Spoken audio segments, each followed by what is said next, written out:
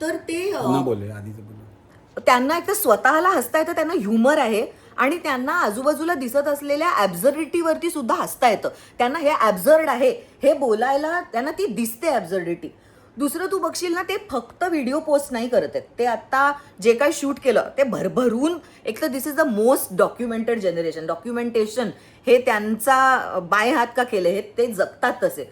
तर त्यामुळे ते नुसते व्हिडिओ पोस्ट नाही करत आहेत, ते कंटेंट तयार करत आहेत. ते कन्झ्युमेबल कंटेंट, त्यांना कंटेंट कळतो. त्यामुळे तो व्हिडिओ कशा फ्रेमवर्कमध्ये प्रस्तुत करायचा, त्याचं एडिटिंग कसं करायचं, त्याला कॅप्शन्स काय द्यायच्या, त्याला म्युझिक काय वापरायचं की जेणेकरून तो जास्तीत जास्त व्हायरल होईल, हा विचार त्यांच्यासाठी. सोशल मीडिया एक्सपर्ट्स आहे, ते सोशल मीडिया एक्सपर्ट्स आहेत. They are beating BJP at its own game. बीजेपीच्या प्लेबुक मध्ये या मुलांना उत्तर कसं द्यायचं, या ह्युमरला, या भाषेला, या पद्धतीच्या मांडणीला उत्तर कसं द्यायचं, याची त्यांच्या प्लेबुककडे मध्ये, त्यांच्या IT सेलकडे उत्तरं नाहीत. मला सांग ना, उदाहरणादाखल घोषणा त्यांच्या, किंवा मी असं खूप कपल्स पण तिथे पाहिली, मुलं मुली प्रेमात पडलेली, म्हणजे प्रेमाचा पण आविष्कार होत आहे आंदोलन. ते प्रेमाचा आविष्कार होता. तिथे आता ट्रान्स कम्युनिटी आलेली आहे, किंवा क्विअर कम्युनिटी आलेली आहे. तिथे बोर्ड्स होते, so introverted but the situation is so bad that even the introverts are here. की म्हणजे ज्यांना काय so bad that the privileged are here, किंवा म्हणजे अतिशय त्यांना भाषेची तर त्यांना काही हेच नाहीये. त्यामुळे मोदी वगैरे सरळ काही त्यांना म्हणजे अश्लील भाषा, वाईट भाषा ही त्यांची भाषा आहे. त्यांना सेन्सरशिप त्या प्रकारे, ते इंटरनेटवर वाढलेलं जनरेशन असल्यामुळे सेन्सरशिप नाही. नो सेन्सरशिप ना. वाटेल त्या शिव्या पण देत होती मुलं. शिव्या त्यांच्या भाषेत म्हणजे ते मला मुक्तपणे आता व्यक्त देशाच्या होतात. पंतप्रधानाला जाहीरपणे, म्हणजे माझ्या मनात येतं हे, पण जाहीरपणे चुत्या म्हणणं आमच्या पिढीला काही शक्य नाही. नाही, ते काहीही बोलतात, त्यांना जे मनात येतं ते त्या भाषेमध्ये बोलतात आणि ते कुठेतरी ते शिव्या देत नसतात. ती त्यांची भाषा आहे, ती त्यांची व्होकॅब्युलरी आहे. इंटरनेटवरती सेन्सरशिप नसताना ते वाढलेले लोक आहेत. त्यामुळे त्यांना एक सभ्य भाषा, त्यांच्यामध्ये हिपोक्रेसी कमी आहे. माझ्या पिढीची, माझ्या आधीच्या पिढीची जी हिपोक्रेसी आहे ना, की जाहीररित्या बोलण्याची भाषा काय आणि खाजगीत बोलण्याची भाषा काय, प्लॅटफॉर्मवरती बोलण्याची भाषा काय आणि प्रायव्हेट भाषा ही डिव्हिजन या मुलांच्यात नाही. त्यांची एक भाषा आहे, ते सगळीकडे तीच भाषा बोलतात. त्यांना काही सेन्सॉर नाही, त्यांना सेन्सॉर नाही, त्यांना फिल्टर नाही, त्यांना फिल्टर नाही. तर त्यामुळे आता ते सगळं बाहेर पडतंय. पण मग पुढे काय, तुला काय दिसतंय पुढे काय होईल?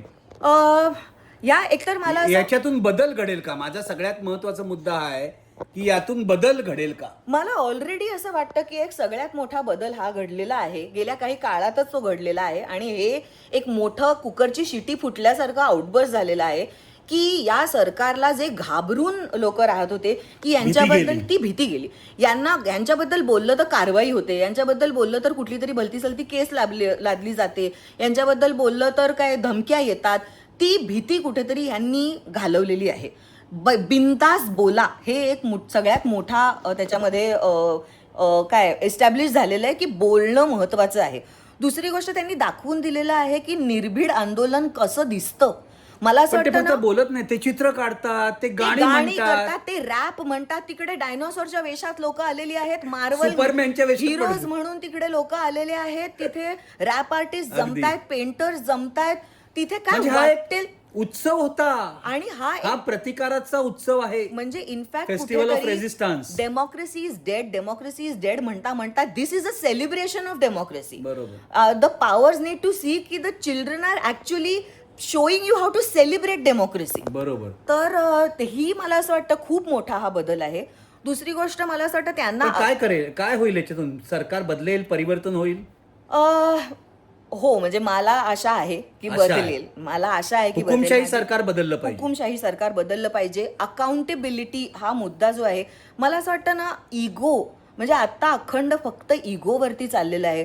या सगळ्या गोंधळाच्या सुरुवातीला जर डायलॉगची तयारी जरी दाखवली असती सरकारने, तरी हे इतकं वाढलं नसतं. ते आता ज्या दर्जाला जाऊन पोहोचलंय त्यात कुठेतरी सरकारला हे दिसलं पाहिजे की हे फक्त शिक्षण व्यवस्थेबद्दल नाही, हा इतर अनेक इश्यूज बद्दल साठलेला राग आहे जो बाहेर आलाय. तर त्याच्यामुळे आता ते हाताबाहेर गेलंय. आता त्यांना फक्त शिक्षण व्यवस्थेबद्दल उत्तर देऊन चालणार नाहीये. आता इतर सगळ्या इश्यूज बद्दल बोलायची वेळ आलेली आहे.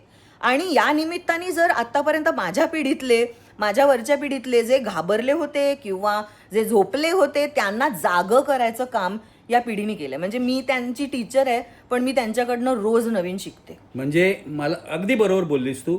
तुला यांच्यापासून प्रेरणा मिळाली, मलाही यांच्यापासून प्रेरणा मिळाली.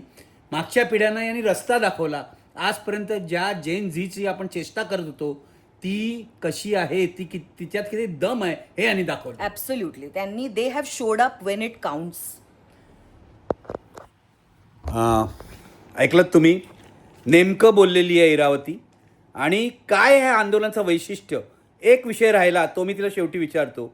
इथे हिंदू मुसलमान काही दिसलं नाही, जातीपातीचं काही दिसलं नाही, याबद्दल काय म्हणणं आहे तुझं?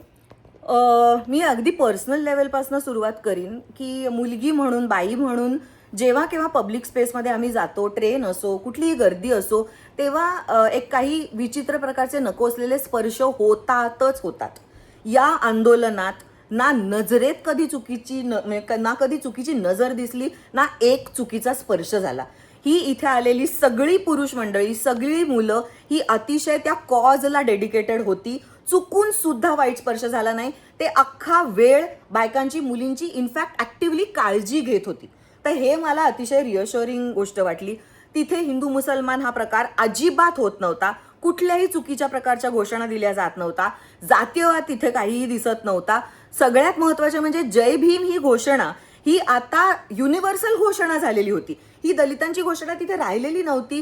प्रत्येक मुलाच्या, प्रत्येक व्यक्तीच्या तोंडी ही घोषणा तिथे ऐकू येत होती. तर एक वेगळ्या प्रकारची इक्वलिटी तिथे दिसून आली, जी माझ्या मते आपल्या आतमध्ये कायमच होती, पण त्याला कुठेतरी इथे वाट फुटली. पण हाच खरा भारत आहे. हा खरा भारत आहे. 100% हा म्हणजे खरा भारत भांडणं आहे. लावली बीजेपीनी, सरकारने, राजकीय पक्षांनी, धर्माधर्मावरून, जातीवरून, हे खोटं तो आहे. भारत नाही. हे पॉलिटिकल मॅनिप्युलेशन आहे, ज्याला अतिशय सुशिक्षित लोक सुद्धा बळी पडलेली आहेत. अनफॉर्च्युनेटली अनेक कुटुंबातली, अनेक मित्रमंडळीतली लोक या मॅनिप्युलेशनला बळी पडलेली आपण पाहिलेली आहेत.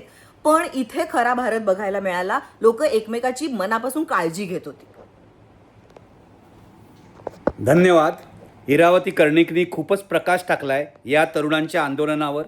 कारण ती शिकवते, ती शिक्षिकासुद्धा आहे, नाटकातल्या विद्यार्थ्यांना शिकवते. त्यामुळे तिला या विद्यार्थ्यांचं मन चांगलं कळलेलं आहे. आज एवढंच पुरे. तुम्ही हा व्हिडिओ बघा, तुमच्या प्रतिक्रिया पाठवा. आणि एक आवाहन तुम्हाला करतो, तुमचं जर काय म्हणणं असेल, तुम्ही जर आंदोलनात सहभागी झाला असाल आणि तुमचं जर काय म्हणणं असेल तर मला व्हिडिओ करून पाठवा. 2 मिनिटाचे व्हिडिओ करा, 3 मिनिटाचे करा, मी ते अपलोड करीन. धन्यवाद.